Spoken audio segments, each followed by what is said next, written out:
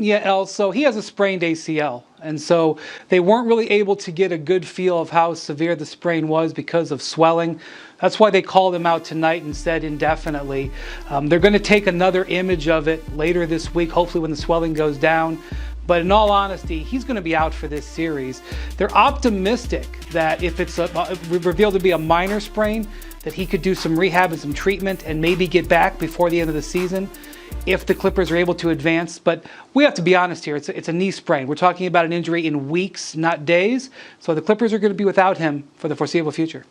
Right as they seem to sort of figure this thing out, they get back into series, all the momentum favored them, and to lose your two-time NBA MVP is really something that LeBron hit on, as we say thank you so much to Brian Windhorst, because when Kyrie Irving missed the Nets game yesterday, it made history. He was the 7th All-Star to miss a playoff game, right? That made history. And now we just keep adding on. We're now up to 8. Here's LeBron. Quote, "They all didn't want to listen to me about the start of the season. I knew exactly what would happen. I only wanted to protect the well-being of the players, which ultimately is the product and benefit of our game. These injuries isn't just part of the game. It's the lack of pure rim rest before starting back up. 8, possibly 9 All-Stars has missed playoff games, most in league history. It's the best time of the year for our league and fans, but missing a ton of our fave players, it's insane. If there's one person they knew about the body and how it works all year round, it's me. I speak for the health of all of our players, and I hate to see this many injuries this time of the year. Sorry, fans. Wish you guys were seeing all your fave guys right now." What's your level of concern right now going down 0-2? There's no level of concern. We got to rise to the occasion. If we don't, we're done for. Now or never, yeah, it's now or never. The clock is ticking, my ambitions will outlast the pressure. Huge turnaround for the LA Clippers. They pushed us. We stuck in there. We hung in there. We played for one another. On to the next. Welcome, everyone, to Utah. It's a lot of uphill, but we're optimistic that we can get this under control. We'll go back home one game at a time.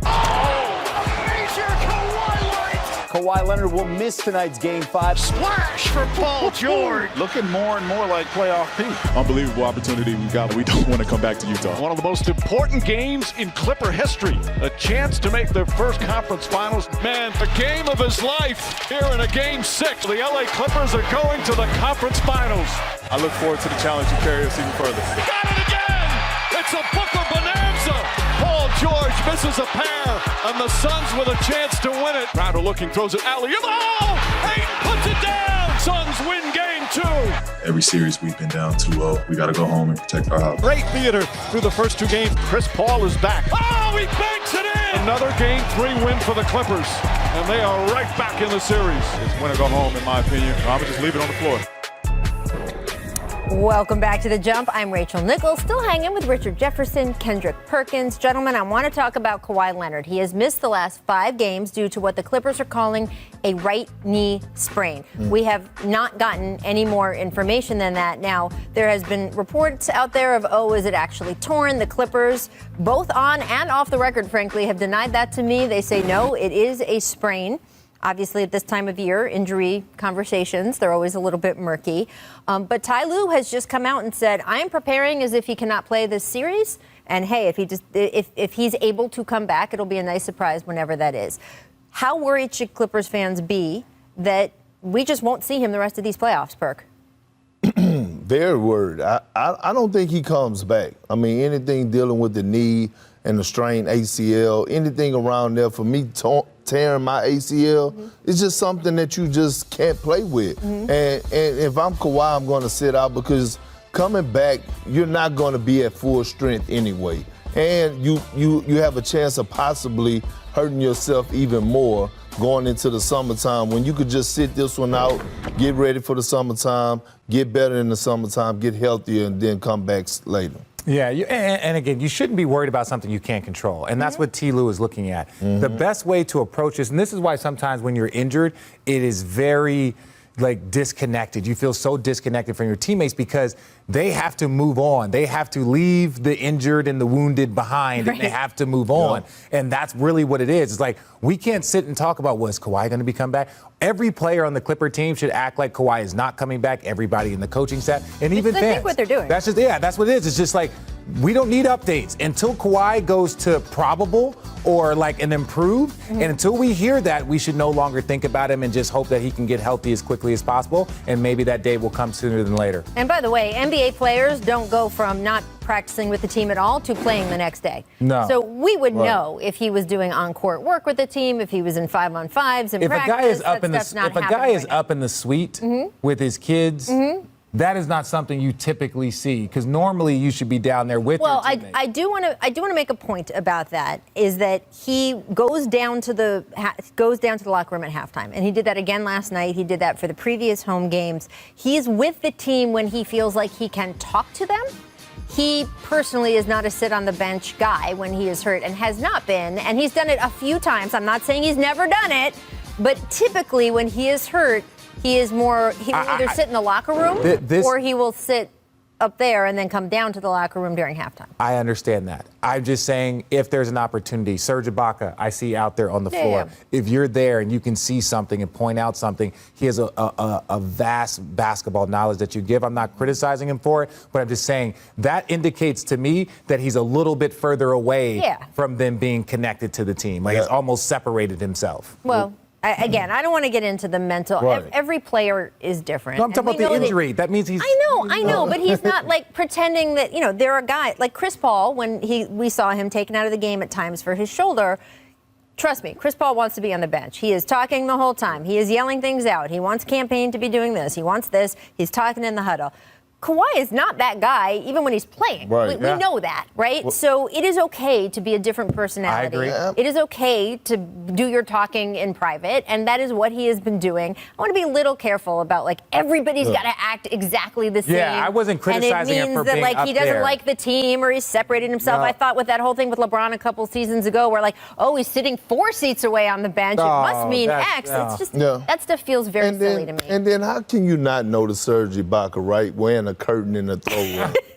I think Serge Ibaka looks fantastic. Thank Rachel, you very much. don't do that. And Serge Ibaka.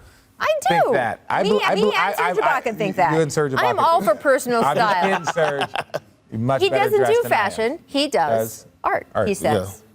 The Jazz, Paul George has stepped up with Kawhi out, but it wasn't enough to get a win in Game 1. Magic Johnson, which team needs its star to return more, Clips or Suns? Definitely the Clippers, because I think that with home court advantage going to the Suns, you can win 4 games at home, right?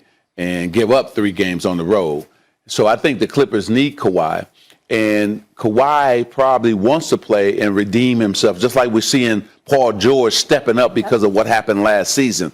So I would say Kawhi needs to be back more for this series than Chris Paul with the Phoenix Suns. Couple of things. As an aside, I agree with Magic about that. I'd also like to remind the viewing audience out here that they're very, very lucky that Magic Johnson decided to just go back to being the ultra successful businessman, not running the Lakers franchise, because the basketball world wouldn't be fair, because Kawhi would have been in the Lakers uniform if this man was still there with LeBron and AD. I'm telling you what I know. He don't have to. I'm telling you what I know. Now, all 3 of those guys were out. All 3 of them were hurt. 3 of them. Well, let me tell you something. They said they had to limp their way to that. All right. Having said all of that, I'm going to tell you it's Kawhi Leonard. Yep. You want me to tell you why?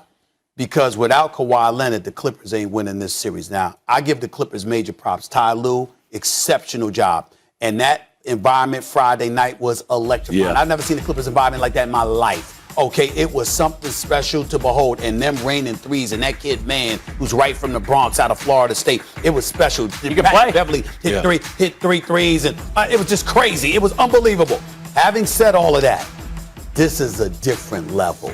Because whereas you had Donovan Mitchell and basically nobody else athletically, particularly with Conley hurt, that's not a problem in Phoenix. They're a guard-oriented team with Bridges, all right, Booker, CP3 of these boys, Payne coming off the bench. I like them. But I want to say this for the record with Magic Johnson sitting right here in studio with me. I told you, with Donovan Mitchell, that's D-Wade 2.0. He's special. Devin Booker is the next Kobe Bryant. Yep.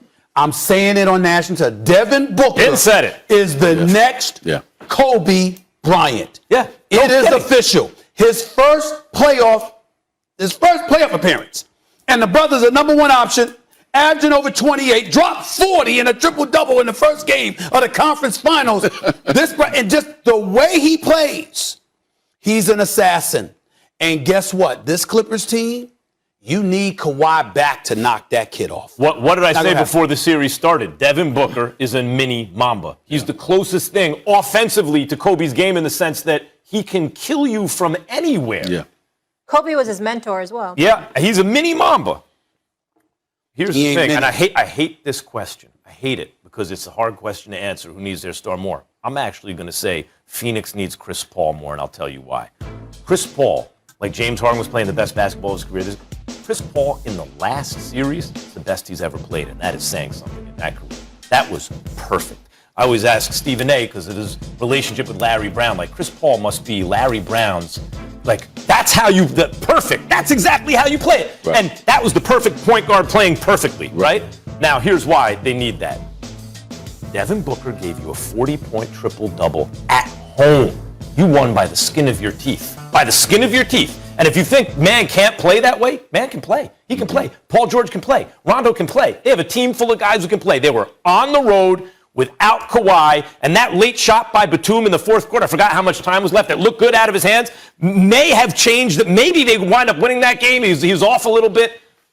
That Clippers team is live without Kawhi. I think the Suns need Chris Paul back. If you were, go ahead. No, go ahead. Max, there's no maybes, baby, in the playoffs.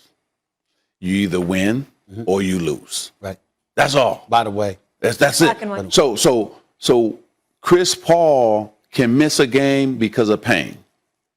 Because he can run the show and Devin can score. Bridges is playing, off the charts right now. They got a lot of guys that can get you 10 points, 12 points, so on and on. The Clippers, if they're going to beat the Phoenix Suns, need Kawhi. Kawhi was playing some of his best basketball, too. See, we didn't give him love because he's been dominant during this playoffs. So I think the Clippers really need him. And you got to go on the road and beat them. You're going to have to take one on the road at least. You got to take one on the road. So that's why I say Kawhi. And you're right about CP3. He's playing the best he's ever played. But we know he's coming back. That's right. See, we know he's coming back. We don't know if Kawhi is coming back. I don't want to make, I know we got to go. I don't want to make my brother Magic sick at all. But as an aside, I don't even want to make you sick, and I actually like making you sick sometimes. But I got to tell you this. I actually heard that Brooklyn, P.J. Tucker's camp, was telling folks he thought he was going to end up in Brooklyn. Yeah, that's the guy. He thought he was going to end up in Brooklyn, and for some reason, it didn't happen. Wow. If you Brooklyn, wow. How do you not grab P.J. Tucker? I'm telling you. How do you let that man... I love P.J. Tucker. Yeah. He reminded me of Michael Cooper, who I used to play with. Great in the locker room, great with the press, great with and does the dirty work. Hard out here, fellas. Let me get this breaking. Kevin Durant, otherworldly on Saturday night. The most points ever in a Game 7 is Stephen A. ready to say Kevin Durant has taken the torch. Oh, baby, a right-hand jam. We're starting to get some pace. Floats for Capella, who grabs and flushes. Fires a long three. And that might be the Sixers season. This team is special, man. Winning this building Game 7, it's huge for us. Good day. What's going on, everybody? Welcome into First Take. We have a 5-time champion, a Hall of Famer, a business mogul. He can dress in a smile that lights up any room. Irvin Magic Johnson. So good to see you, sir. Thank you, Molly. Thank you for coming to the East Coast for a hot second for us. You'll be with us the entire show. Oh, I'm happy to be here, too. My brother. Well, you called, bro. I'm here, man. Come on, man. And I feel you. Good to see you, Max. You too, Magic, always. And dressed for the occasion. Guys, we got a lot to talk about. Stephen A. teased it. Let's do this. We ready? We ready? Oh, hell Okay. yeah, You want to start in the East Coast Yes, because I can do that. All right. Let's do that. We start with last night's elimination game. The Hawks were too much for the Sixers and advanced to face the Bucks in the Eastern Conference Finals. This series has been all about Trae Young and Joel Embiid. Embiid putting up 31, 11, and 3, but it wasn't enough. Ben Simmons, meanwhile, struggled. 5 points, 8 boards, and 11 assists in that pivotal play where Simmons turned down a scoring opportunity inside and passed the ball to Thibault. Joel, talk to me. I don't know how to say it, but I thought the turning point was just, we had an open shot, and we made one free throw, and we missed the other, and then they came down and scored, and we didn't get a good possession on the other end, and Trae came back and he made a 3, and then from there down 4, and then it's on me. I turn the ball over and try to make something happen from the perimeter. But I thought that was a turning point. Doc, do you think Ben Simmons can still be a point guard for a championship team like the one you guys want to become? Yeah, David, I don't know that question or the answer to that right now. So I don't know the answer to that. Gentlemen, pay attention to these numbers, will you? So not Doc Rivers' best coaching effort. His fourth straight game 7 losses are tied for the longest such streak in NBA history. His 29 losses with an opportunity to clinch a series are the most among all head coaches. Rivers has an NBA worst 341 win percentage in such situations. Magic, you are up first. Who looks worse here? Is it Doc or Ben Simmons?